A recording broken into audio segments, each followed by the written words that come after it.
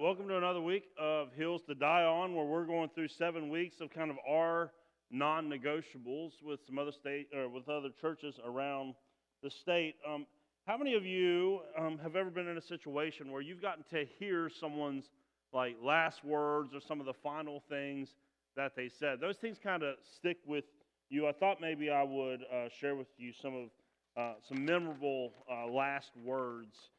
So there was a Revolutionary War spy named Nathan Hale. He had some great last words right before he was hanged for treason. He said, "I only regret that I have but one life to lose for our country."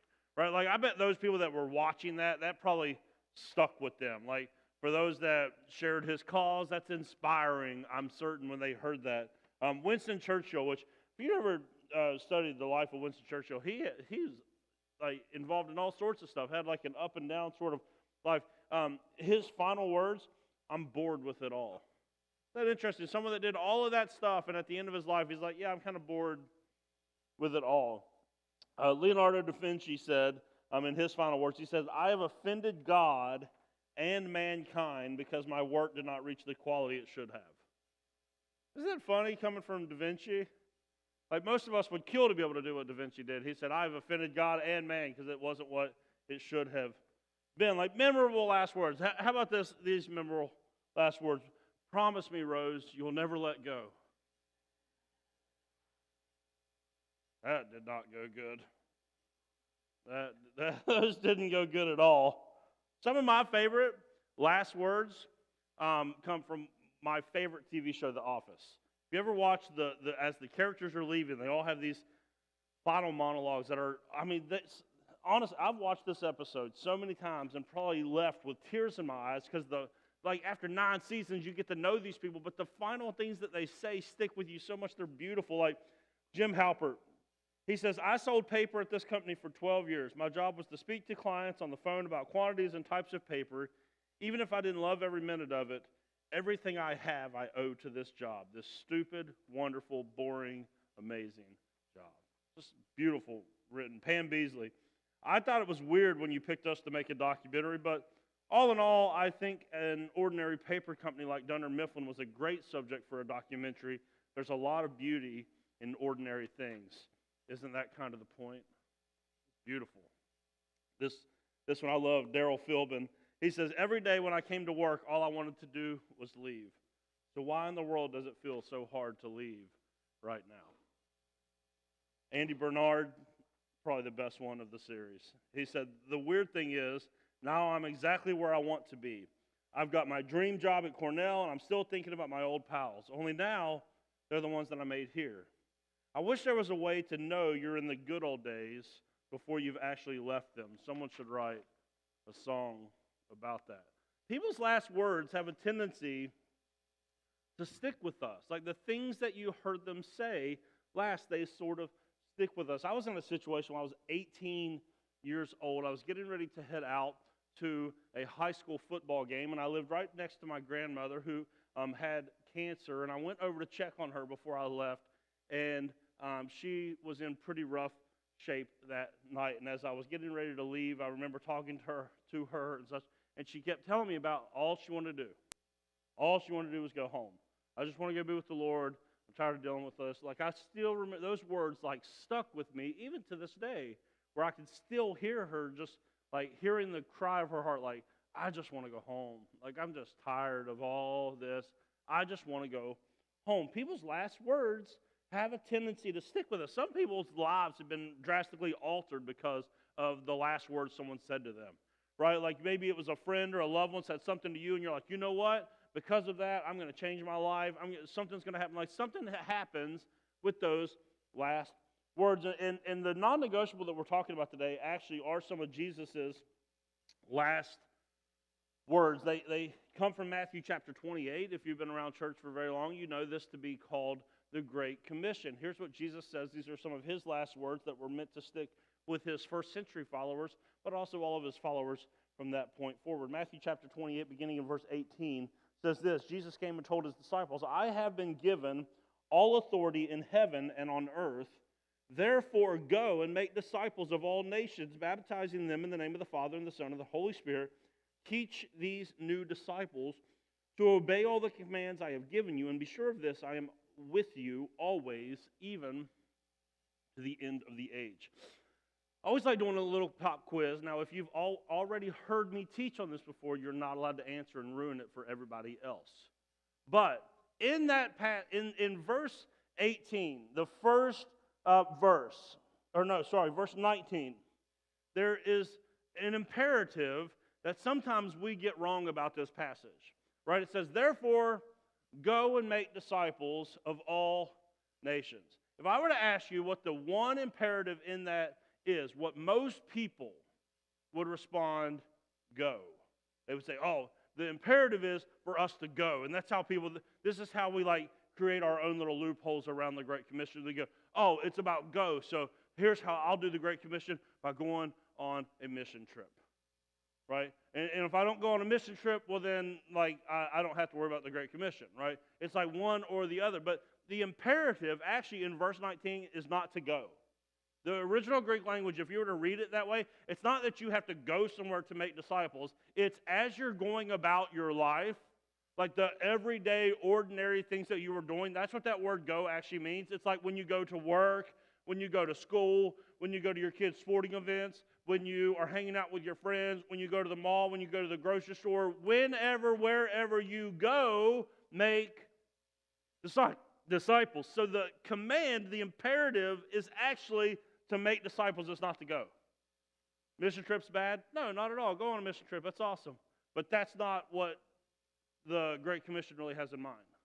The Great Commission is as you go throughout your life, you are called to make disciples. Now, here's the thing. When Jesus said this to his disciples right before he's being taken back up and he's going to sit at the right hand of the Father, and all right before he gets taken up, he says these things. There is not a time limit on this. It's not like, oh, well, that was what the first century disciples were supposed to do. They were supposed to spread the gospel, so the way now we get to sit in nice little maroon chairs with the heat on in January and feel all comfortable in our seats. So they did all that, now we get to just sit in it and enjoy it. No, there was no time limit on the Great Commission. There was no exceptions. There was no asterisks. Right? It wasn't like, well, if you're an introvert, you just don't have to worry about this one, okay? If talking to people makes you uncomfortable, you get a pass. No, there was no exceptions to it. Jesus wasn't going around like, oh, let me hear your situation. Okay, yeah, you get a pass for that one. Let me hear your situation. Okay, yeah, you don't have to make disciples. No, there was none of that. It was, listen, if you're a follower of Jesus Christ, you are given the marching orders to go and make disciples. No time limit, no exceptions. It's not just for pastors. It's like, oh, no, that's what pastors do. Pastors make disciples, and we go to church. Pastors go and reach the lost, and then they get to come here and hang out with us at church. No, actually, Ephesians chapter 4 is pretty clear. The role of the pastors, what the pastors are supposed to do, the people here that make up your pastoral staff, our number one goal, if you want to know what our goal is, it is to equip the body for ministry. That's Ephesians chapter 4. Right? So we're supposed to equip you to go and to serve and to do ministry. That's what you pay us to do here. That's our role. We are actually equippers of people. So therefore, if we equip you, you got to go and do the work. So it's not just for pastors, and it's also not just for people that are spiritually gifted in evangelism. Like if you've ever taken a spiritual gifts assessment, you might take that. I know people take that, and evangelism will end up really low on the list. So they'll go, well, see, I just wasn't gifted to do it. No. That's not what that means. Being low in the evangelism gift might mean that you might not be as accelerated as someone else, but it's not a pass. It's not an exception. You're still called to go and make disciples. That's what we're called to do. So maybe if this is first time you're hearing this or first time in a long time, you're going, why, in fact, is this so important that we go and make disciples? Well, let me give you the first one. You probably already know this, but let me give you the first one. The first reason why it's so important that we go and make disciples is because everyone that you have ever looked in their eyes, everyone that has ever existed, will spend eternity somewhere. They will. They will spend eternity somewhere. So therefore, that should be the number one motivating factor for you. Listen, that person that drives you crazy, your neighbor, whatever, like whoever it might be, that you're not really inclined towards them, they will spend eternity somewhere.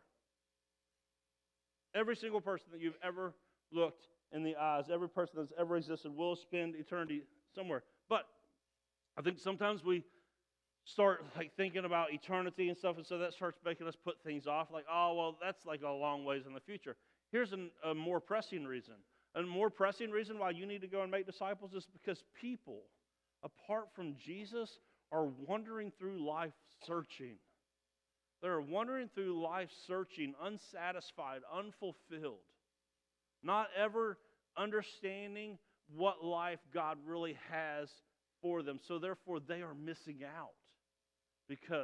So yes, everyone will spend eternity somewhere, and then other people are just wandering around, thirsty, and here's the deal: you have what it is that they need. If you know Jesus, you have what it is that can put an end to their longing, that can satisfy their soul, their heart, their whole being. You have what it is. So it's incredibly important that we share. Now, given the fact that these are Jesus' last words and we see how important they are, certainly the church just must be doing a fantastic job at this, right? Like, these are Jesus' last words. They have stuck with us. Kids can memorize the Great Commission. Like, they do it all the time. Like, we've known this so long, and it's so important, and people spend eternity somewhere, and people are thirsty and searching and all this. Given the fact that there's so much on the line, certainly we must just be doing a fantastic job at making disciples, right? Let me give you the statistics. In the 2022 Lifeway research, we find out that 2/3 of Christians agree that sharing with a non-believer how to become a Christian is the most loving thing that you can do for them. 2/3 of Christians say absolutely making disciples, helping people find Jesus is the most loving thing you could do for someone. 2/3. Here's the first question when I saw the stat. What's the deal with the other 1/3? What? There's a third of Christians that go like, nah, it's not loving to tell you about Jesus. All right, I'd love to meet that 1/3. If you're part of that 1/3, let's talk. So we agree that it's a big deal. As Christians, 2/3 of us go, it's the most loving thing you could do for someone. Now, check out these stats. 60% of Americans say their friends who claim to be Christians rarely talk about their faith. 60% say their friends that are Christians do not ever talk about their faith. But like 66% of us said it's the most loving thing we can do, but 60% never talk about faith with their non-believing friends ever. 60%. It was Jesus' last words. Go and make disciples. 60%. Don't even bring it up. And in fact, that same group of non-believers was asked a further question. They said 40% of them said that if someone didn't bring up faith in a conversation, they would never think about it. 60% never hear from their friends on this. 40% go, and if they don't bring it up, I'm never going to think about it. It's not going to be something important in my life. That's wild. Here's some further stats. When this study was done, in the previous 6 months, only 46% of Christians reported sharing any sort of scripture with any non-believer. So 54% of all Christians in the previous 6 months of this study never shared a single story from the Bible, a Bible verse of encouragement to lift somebody up, nothing. 54% of Christians, it just never came up. The scriptures never came up. Remember last week, we're people of the Word. That can't happen. Can't be people of the Word, and 54% of us don't mention it to a non-believer within 6 months. I mean, you would have made it onto the stats if you just did it once every 6 months. So if you share Scripture twice a year, you wouldn't even be part of the 54%. We're supposed to be people of the Word. Check this out. Only 43% of Christians in that same 6 months invited someone to church or invited someone to a church event. Only 43% of Christians. Which is sad because the studies actually show For every 4 people that you invite to church, at least one of them will come. People now are more interested in hearing about your faith than what you would think.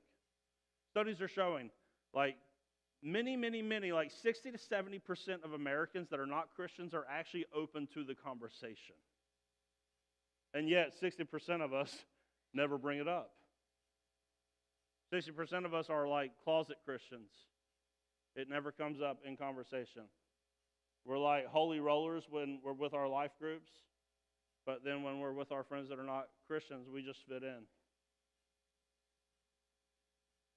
38% of Christians shared how to become a Christian with someone in the past 6 months. Only 38% of people had actually shared the gospel with someone within one time in 6 months. These were Jesus' last words. These were his marching orders for us. 40% of Americans, listen, 40% of Americans say they've never, not even once, heard a Christian share the benefits of being a Christian with them. 40% of Americans. That's millions and millions and millions of people that no one in their whole life has taken the time to say, hey, do you understand the benefits of following Jesus? Younger Christians report even at a higher rate that they do not share their faith. And in fact, we have this new generation coming up that actually some of them find it to be morally wrong to share their faith with other people. Like young Christians who find it morally wrong to share their faith with other people. Oh, we don't want to offend. And this is where we start getting all these oh, well, there's all kinds of ways to God, so who am I to say that my way? No. Listen, if you're a Christian, the only way is Jesus. There is not a plurality of ways to God. There is what John 14:6. I am the way, the truth, and the life. No man comes to the Father except through me. And yet we have a generation being raised that finds it morally wrong to share their faith because we're supposed to be so open-minded and inclusive and all this crap. Oh, if you believe Jesus is the way, the truth, and the life, that's what you have to share. No exception. That's what we have to share. And the same study shows that if the trends continue the way they have over the past couple of years, that by 2070, Christianity will finally be a minority group in America. 2070, that's like your kids, grandkids. Christianity will be a minority if the trends continue. If we continue to forget the last words of Jesus to go and make disciples of all nations, a minority. That's wild to think of in a country that has such strong Judeo-Christian roots that somehow they could become the minority. Less than, that's like 50 years. Could be the minority. Why? Because Christians aren't sharing their faith. And now we're so afraid of offending people. I love this quote. This is from an evangelism professor. Evangelism professor Alvin Reed said that lost people are more amazed at our silence than they are offended by our message. Like they're now 70% of people are open to spiritual conversations, and yet 60% of Christians don't share anything with their non-believing friends. They're far more amazed at your silence than they are offended by your message. I'll never forget the Penn from Penn and Teller. He has a big rant about this, about how he gets offended when Christians don't try to convert him. Because he says if you actually believe that he's going to spend eternity in hell and you don't have the guts to say something, then he doesn't want anything to do with you.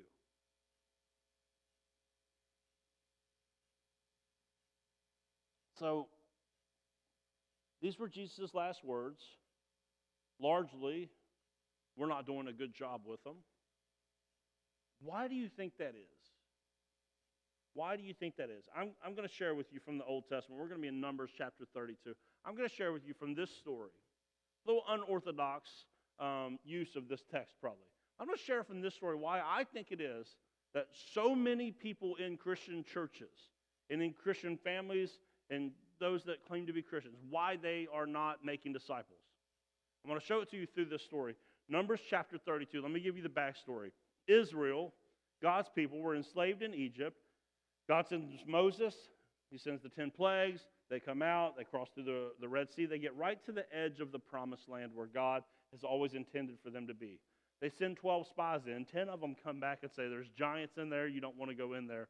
So God subjects them to wandering around in the wilderness for 40 years, for a whole generation. He says none of that generation except for Joshua and Caleb, anyone that was under 20 and Joshua and Caleb can come in after 40 years. Other than that, everyone else will miss out. So now they've been wandering for about 38 years, 40 years. They're right on the edge of the promised land again. They're ready to go in. They've just won some battles east of the Jordan River.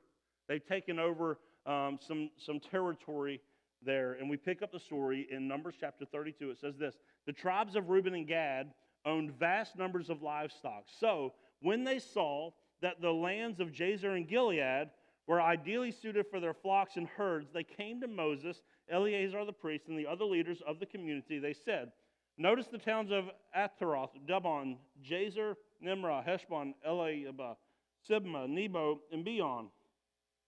The Lord conquered this whole area for the community of Israel and is ideally suited for all of our livestock. If we have found favor with you, please let us have this land as our property instead of giving us land across the Jordan River. Here's what happened. Reuben and Gad, these were the leaders of two tribes. They come up to Moses and the other leaders. They say, look, we're already on this side of the Jordan. We're not yet in the promised land, but God has already helped us overtake these areas right here. And we have a lot of livestock from all of that victory.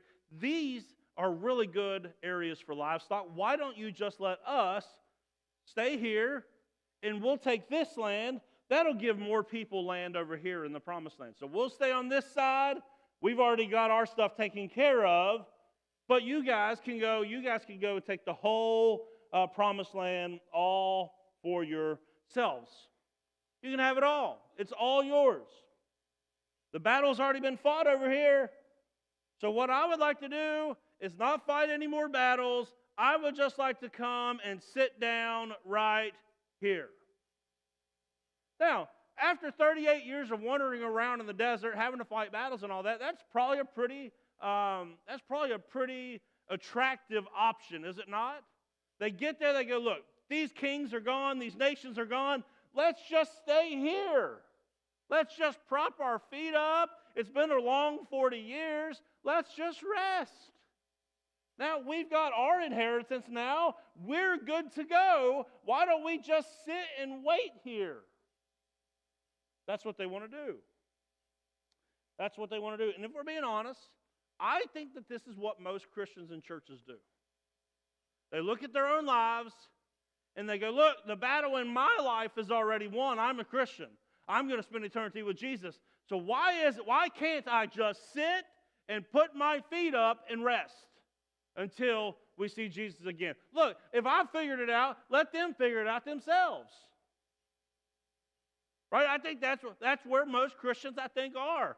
I'm good to go. What do I care if someone else, they got to figure that out. That's between them and the Lord. I'm right with the Lord, so therefore I'm just going to sit back, prop my feet up, and rest and wait on eternity. That's what they're doing. They don't want to fight anymore. Right? How many of you this past week when it was cold, if you had to go out in that cold, when you finally got home, you put your fuzzy socks on and your sleep pants, maybe started a fire, propped your feet up, you're like, you know what? I already did everything I needed to do today. I don't want to do nothing else. I'm just going to sit back, nice and cozy and warm, and relax. Right? That's what we did probably Friday night, Saturday. Was some of y'all at home doing this morning?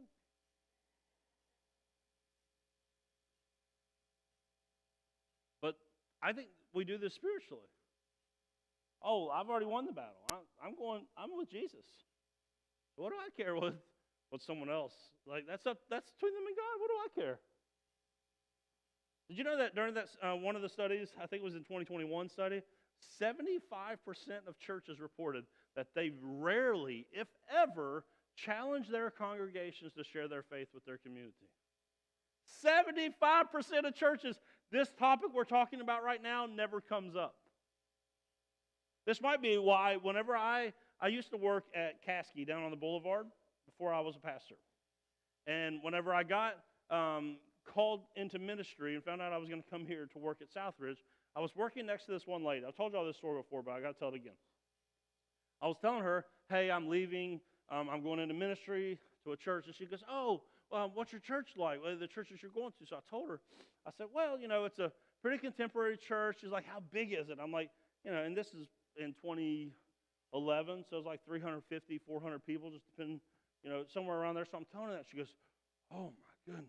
Like, she goes, I go to church. She's like, but we only have 25 people. Most of us are related. And honestly, that's just how we like it. We don't really want anyone else to come. I was like, holy cow. Like, what? She's like, yeah, we just like us. It's just like us. We don't want anyone else to come. Oh, 75% of churches do not talk about evangelism, do not challenge our congregations to invite people to church or share their faith. And we wonder why we might be the minority by 2070. Because there's 75% of the churches around Charleston that you could go to that you don't have to get hit in the face with this. And honestly, you're welcome to do that because we're going to keep doing this. Right? Because we're not on our watch. We're not going to become the minority on our watch, are we? Absolutely not. So here's the response. They're telling Moses, like, hey, look, you guys go ahead, do your thing. We're good here. We're good here. Here's Moses' response. Do you intend to stay here while your brothers go across and do all the fighting? Moses asked the men of Gad and Reuben, why do you want to discourage the rest of the people of Israel from going across to the land the Lord has given them? Moses looks at them and says, listen, are you really going to leave the fighting up to everyone else? I know that you've already won the battle. Are you really going to leave the fighting up to everyone else? Guys, do you have any idea how selfish that is? Because you've already won and they haven't yet, but you're not willing to fight for them the way they can have all that God has promised them? That has to be the most selfish posture. And here's Moses' fear. He goes, if you do this, you're going to discourage more people from going and fighting. There's going to be more people that are going to want to stay behind with you, prop their feet up, and just wait. Because he's seen it happen before. Here's what I want you to know. Inside churches, inside Christian communities, evangelism is contagious, and so is the lack of evangelism. Like, if you're around a group of people that you all are serious about seeing people follow Jesus, that is contagious. That is something that it spreads through the whole congregation. That spreads through the whole small group. Hey, listen, let me tell you about a story about a guy that I met, and now he's when that happens, that is contagious. What's also contagious is when a group of people decide to sit back, put their feet up, and wait on Jesus to come back. That's also contagious. That's also why there are thousands of churches a month closing in America. Because too many people have just decided, well, I mean, I'm good, so what does it matter about the community? What does it matter about the people that are far from God? It doesn't. I'm already good. I've already got my inheritance. I'm good to go.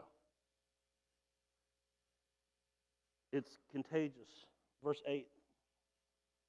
Moses is not happy. He says, your ancestors did the same thing when I sent them from Kadesh Barnea to explore the land.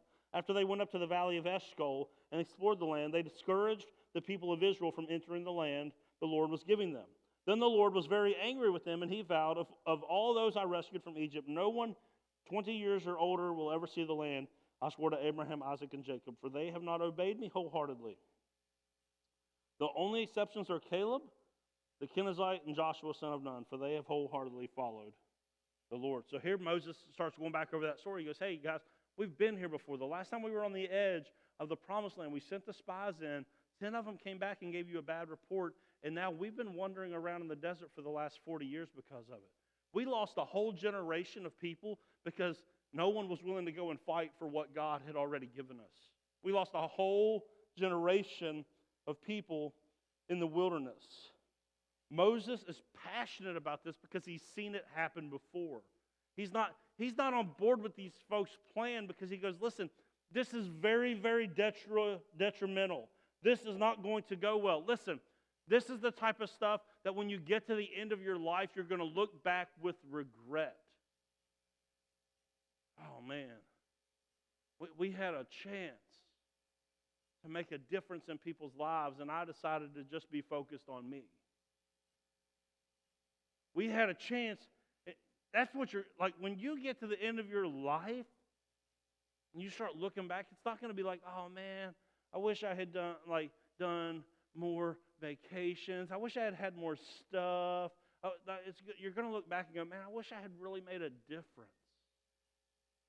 And Moses goes, I've already seen this play out, guys. It doesn't go well at all. Listen, when the church doesn't share about Jesus, people miss out. When the church doesn't share about Jesus, people miss out. People in your community miss out when we don't share Jesus. We're shortchanging our community by not sharing. 60% of people, it never comes up. Our community misses out. Verse 13, the Lord was angry with Israel and made them wander in the wilderness for 40 years until the entire generation that sinned in the Lord's sight had died. But here you are, a brood of sinners. Listen, Moses is not pulling any punches. He goes, oh, you want to sit back while other people are perishing? When there's battles to be fought, you want to sit back and be lazy? He calls them a brood of sinners.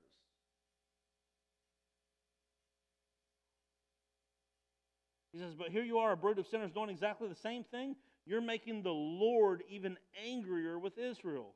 If you turn away from him like this, and he abandons them again in the wilderness, you will be responsible for destroying this entire nation. Moses goes, if you follow through with this, there's going to be massive consequences. I don't know, like becoming the minority by 2070. You'll destroy the whole nation, Moses says. If you choose to do this, it's going to be drastic. How many people will miss out on God's best here in South Charleston and the surrounding areas because we won't share our faith? How many people have to run off to drugs and alcohol and other addictions? How many people have to suffer in silence because we don't share faith? How many people in our community do we have to see go through that before we see, no, this is what Jesus called us to. It was his last words. And that will be detrimental for our communities if we stay silent. What will the consequences be if we choose not to share our faith? They could be drastic. Those of you, maybe you're new around here, maybe you're not, but we're in the middle of a campaign called For the Future where we're trying to pay off $1 million of debt in 3 years. $1 million of debt in 3 years, so that way we can be more financially stable as a church for the future. So that way we can see more people brought to know Jesus, to see more people take their next steps on their faith journey. But I got to challenge you here. I appreciate the fact that we've given like $130,000 in 3 months. I can't tell you how amazed I am by that, and we got to keep it going. However, what's the point if we don't share our faith? Oh, so we can just have this nice big building so the way we can get comfortable? No, 9 a.m. service, you guys can see, right? The opportunities. Every time you show up at church by yourself, that's a lost opportunity. Every time you go a whole week, you don't invite someone to come with you and fill one of these seats. That's a lost opportunity. What do we want to be debt-free for if we don't have anybody coming?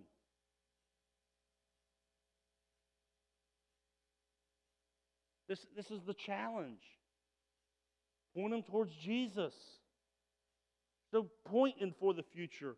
If we're not going to evangelize and tell our community about Jesus, there's no point in it. Verse 16.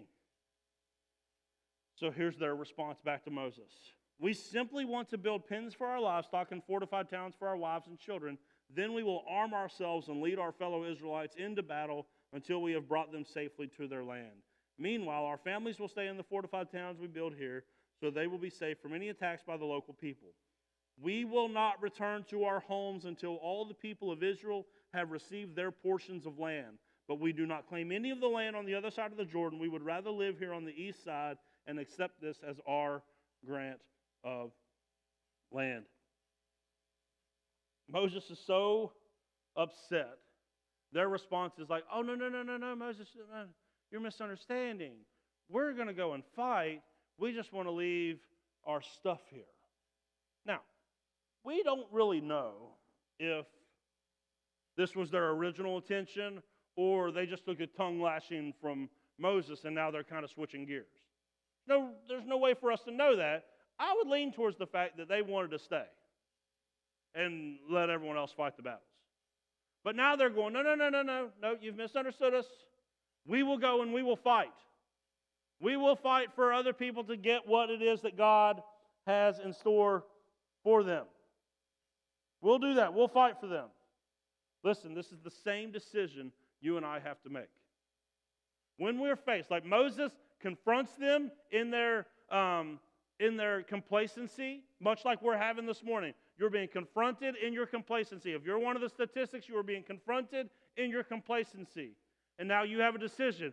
Will you actually just continue to stay comfortable and rest, or will you decide today that my life is now going to be spent helping other people win the battle so the way they can get everything that God has in store for them? Will I be finished with complacency and help other people win, or will I just sit and be comfortable? That's the decision that all of us have to make. Verse 22 says this, then you may return when the Lord has conquered. Verse 20. Then Moses said, if you keep your word and arm yourselves for the Lord's battle, and if your troops cross the Jordan and keep fighting until the Lord has driven out his enemies, then you may return when the Lord has conquered the land. You will have fulfilled your duty to the land, to the rest of the people of Israel, and the land on the east side of the Jordan will be your property from the Lord. So he goes, look, you keep your word. Here's the deal. If you will go out and share your faith, there's nothing at stake for you. You don't lose what you've already had. You just help more people find it. You help more people find it. Hey, do you have any, how has Jesus changed your life? If you're a follower of Jesus, you have to believe that it's the best way to live. And if you find it to be the best way to live, how is it that you can't talk about it? I'll go as far to say this. If you don't talk about it, you're not convinced it's the best way to live. You're not. If you don't talk, if it don't come up, if you're not a person that someone can come up to and go, hey, would you pray for me? And they know that you'll pray for them because it's been so obvious that that's who you are. I'm not convinced that you think it's the best way if that's not how you live your life. And Moses makes sure that they know, listen, it's battles in front. The battle over here is finished. I get it. You're good. You've already got what God has promised you. There are battles, and I think the parallel I want to make sure you see is when it comes to evangelism, the reason why it is so difficult, why it is so daunting, is because it's a battle. Remember, everybody spends eternity somewhere. You're not the only one fighting. You're not the only one fighting for your kids. You're not the only one fighting for your grandkids. You're not the only one fighting for your friends, your family, your co-workers. There is a spiritual enemy for each of us that is also fighting. It is a spiritual battle that is being waged every single day. Will the people of God stand up and fight, or will we continue to see the enemy take over and take what was meant for God? What will it be? Will you decide to fight? for other people to have all that God has promised them. My guess is when you saw the caricature of the folks from Reuben and Gad, the half tribe of Manasseh, when you saw the caricature of them just sitting back and everyone else is out there fighting, my guess is if you saw that, you would go, I don't want to be that person. I don't want to be that person that is like complacent while other people have a battle to fight. My guess is we all saw that, all felt that. And yet, a lot of us are that. So today, we get to make a new choice. Are you willing to do what it takes? Listen, Moses told him, after the battle's fought, you get to come back and rest. Oh, there is rest coming. But it's not just when you meet your quota, it's when the job's finished. When the job's finished. It's when there's no more work to be done in regards to evangelism, which that's literally, as long as we're on this side of eternity, the job is never finished. There's more people. I have a new part-time job with the State Church of God. I am now the associate state pastor of Church Health and Expansion. And part of my new job this past week, I was having to make phone calls to different pastors around the state to tell them about an upcoming event. And I don't know a lot of the folks yet. I'm still getting to know them, so honestly, they're just a name on the list at this point for the most part. So I call this one guy, I have no idea who he is. I've never heard of him in my life. And I can just tell when he answers the phone, he is well along in years. And I was like, okay. Hey, I'm giving him my spiel I'm giving everybody. I'm not good on the phone. If you ever call me on the phone, I apologize. But I'm like, I call him, hey, Pastor, I just want to let you know about this convention coming up in Flatwoods in February. I'm just giving him the whole spiel. And he goes, well, I'm 94 years old. I don't really leave the house anymore. I was like, oh, shoot. I didn't even have to call him. But now, have you ever talked to a 94-year-old that clearly doesn't get many calls? You better settle in because you're not getting off that phone. But 25 minutes later on this phone call, I'm sitting there thinking, even though, listen, if you trap me on the phone for 25 minutes, you are my nightmare. I was like, yeah. And I get off the phone, I'm thinking, he's just sitting there telling me stories about his ministry and about how much he loves people, about how excited he is to see people come to. At 94 years old, he still had the fire to see people saved. He'd been doing it for decades. This guy had preached on Capitol Hill. I mean, he's told me everything. He invited me to come stay with him. I don't even know him. But 94 years old, the fire is still there. I mean, come on. Some of us, we've been following Jesus for 2 years and the fire's out. Some of us thought we've been following Jesus and the fire never came on. We, as the people of God, are called to give our lives away so other people can find life. Doesn't that sound familiar? We give our life so others can find it. I think that's what Jesus meant when he said, if any man would come after me, tell him to take up his cross and follow me. If you try to save your life, if you want your life to be all about you, you will lose it. But in losing your life for my sake, you will find it.